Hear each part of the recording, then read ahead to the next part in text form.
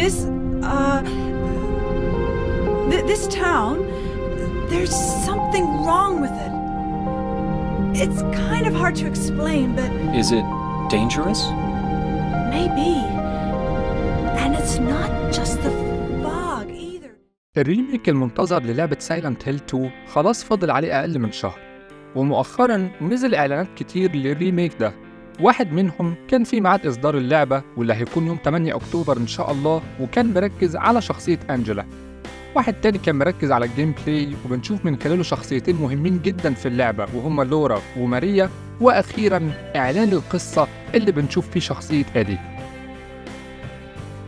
الجدل اللي كان داير الفترة اللي فاتت في الكوميونتي بتاع الجيمرز عن الجيم بلاي اللي مش قد كده، أو عن إن بعض الشخصيات شكلهم على البلاي ستيشن 2 كان أحسن بكتير، أنا مش حابب أدخل فيه رغم إني مش ضده، لأن رأي الجمهور أنقذ أفلام وألعاب قبل كده، والظاهر إن كونامي اتعلمت من أخطائها الكتير في حق السلسلة دي بالذات، وقررت أخيراً إنها تقدم لنا ريميك يليق باسم سايلنت هيل 2. يمكن أكبر بارقة أمل موجودة دلوقتي هو الجيم بلاي اللي شفناه في البلاي ستيشن شو كيس من كام شهر، واللي كان سبب يخلينا متحمسين للعبة رغم العيوب الصغيرة اللي ممكن تكون موجودة. الجرافيكس مرضية جدا، الجو العام في الجون والضباب يعني ما كناش نتمنى أكتر من كده. الجيم بلاي بيورينا تفاصيل كتير، بيجاوب على أسئلة أكتر، وبيطمنا على مستوى جودة اللعبة. لكن السؤال هنا بقى، هل الريميك ده فعلا قدامه فرصة إنه ينجح؟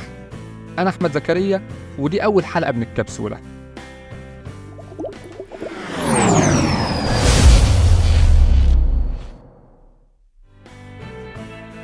على المستوى الفني واضح إن اللعبة هتعمل حالة حلوة، لكن لو هنتكلم تجارياً الاختبار صعب قوي.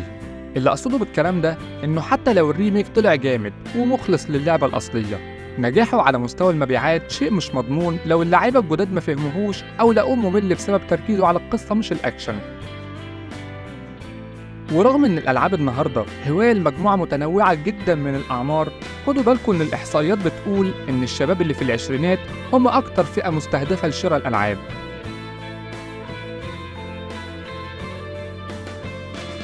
على الناحية التانية بقى، جمهور سايلنت هيل اللي لعب اللعبة الأصلية وارتبط بيها من 23 سنة غالباً هيبقوا ناس في الثلاثينات أو الأربعينات من أعمارهم النهاردة. فحتى لو العدد ده كبير، اللعبة محتاجة إنها تعجب الجمهور الصغير لو عايزة ترفع من فرص نجاحها تجارياً. السبب اللي مخلي سلسلة زي ريزيدنت ايفل بتعمل فلوس بشكل جنوني لحد يومنا هذا في الوقت اللي سلاسل تانية مش قادرة تنافسها، ببساطة هو إنها بتعجب اللعيبة من كل الأعمار، لأن فيها عناصر ممتعة زي الضرب والأكشن، بخلاف سايلنت هيل اللي دايماً بتتمحور حوالين قصة عميقة، تلاعب نفسي، موضوعات مأساوية، واللي ناس معينة هي اللي هتقدر تفهم الكلام ده في لعبة. قوة سايلنت هيل كقصة عميقة عبقرية مخليني قلقان على مصيرها تجارياً، خصوصاً في 2024، لأني مش متأكد إن كان في عدد كافي من اللاعيبة الصغار اللي هيفهموا اللعبة أو يكونوا مهتمين يلعبوها أصلاً. الحالة مشابهة قوي للي حصل مع لعبة Alone in the Dark. بعد صدورها السيناريو المتشائم هو اللي حصل، فرغم إن اللعبة ما كانتش وحشة وكان فيها عناصر قوية كتير، ما قدرتش تحقق أي نجاح تجاري لأنه ما كانش فيه لعيبة كفاية مهتمين بالستايل بتاعها اللي ما يعتبرش ممتع قوي، واللي أدى في النهاية إن الاستوديو اللي طور اللعبة قفل. Like there's something I'm supposed to do. Like what am I supposed to do? رغم كل اللي اتقال ده، تظل سايلنت هيل 2 نموذج متفرد تماماً ما ينفعش يتقارن بأي حاجة تانية، لأنك ما ينفعش تستهين بقوة جمهور السلسلة مهما كانت أعمارهم.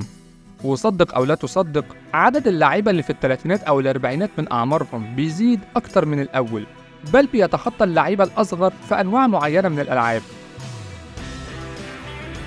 الكلام ده كمان حاصل حوالين العالم وفي مناطق ما كناش نتخيلها، وده غالباً بسبب إن الناس دي اللي كبرت مع البلاي ستيشن 1 والجيم بوي ما قدروش يسيبوا شغفهم بالهواية دي. صحيح أنا قلقان من استقبال الجمهور الصغير للعبة سايلنت هيل، لكني حاسس إن شعبيتها الجنونية وسط الأعمار الأكبر هيديها الزقة اللي هي محتاجاها في المبيعات.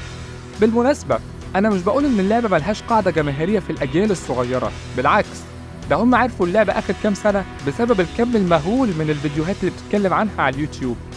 أنا بس بوضح سوق الألعاب شغال إزاي لما نيجي نتكلم عن الشراء، لأن في فرق كبير قوي بين حد بيحب لعبة وحد مهتم كفاية إنه يدفع فيها $70 عشان يستمتع بيها.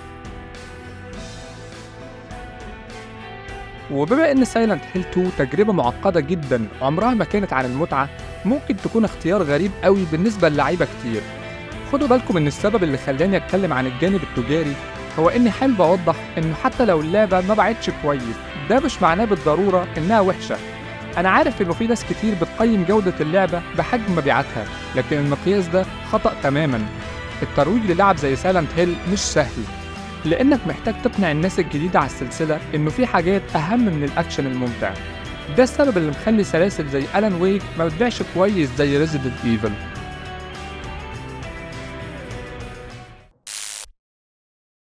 ما ظنش إن في حاجة تاني ممكن تتقال بعد كل اللي شفناه. بلوبر تيم حطوا ورقهم كله على الترابيزة وورونا جيم بلاي أكتر ما كنا نتمنى. أنا بجد حاسس إننا شفنا تقريبا نص اللعبة في الفيديوهات والإعلانات دي. ومن المفاجآت اللي تبعث على التفاؤل هي إن المطورين كشفوا عن إن مدة اللعبة هتكون من 16 ل 18 ساعة، وممكن توصل ل 20 ساعة لو هتستكشف كل حاجة. الكلام ده معناه إن الريميك هيكون أطول من اللعبة الأصلية مرتين. ده تلميح من المطورين إنهم حطوا حاجات مخفية كتير وتويستات عشان يحمسوا حتى الناس اللي لعبت اللعبة قبل كده. بجنان إنك تتخيل إن لعبة سايلنت هيل ممكن تقعد 20 ساعة. مش سهل أبداً إنك تبني تجربة تقعد الوقت ده كله، إلا إذا كانت اللعبة فعلاً مليانة حاجات جديدة، ألغاز وأماكن للاستكشاف. ومين عارف، يمكن البيراميد هيد يظهر في الريميك أكتر عشان يخلي رحلتنا أصعب. باختصار، بلوبر تيم عملوا كل اللي عليهم عشان ينجحوا اللعبة دي، والاختبار الحقيقي هيكون يوم 8 أكتوبر لما اللعبة تنزل. دي الطريقة الوحيدة عشان نعرف إن كانوا ظبطوا الدنيا ولا هتكون تجربة للنسيان هتقتل محاولة إعادة إحياء السلسلة كلها من تاني. متهيألي كونامي بتعقد كل آمالها على الريميك ده عشان يفتح الباب لألعاب سايلنت هيل تانية في المستقبل، وفشله ممكن يكون معناه كمان 10 سنين من الصمت، بالظبط زي ما حصل بعد سايلنت هيل داونبور. وبس كده، ما تنسوش اللايك لو عجبكم الفيديو، وقولوا لي رأيكم في الكومنتس في مصير الريميك ده، متحمسين ولا مطفيين؟ واشوفكم الفيديو الجاي.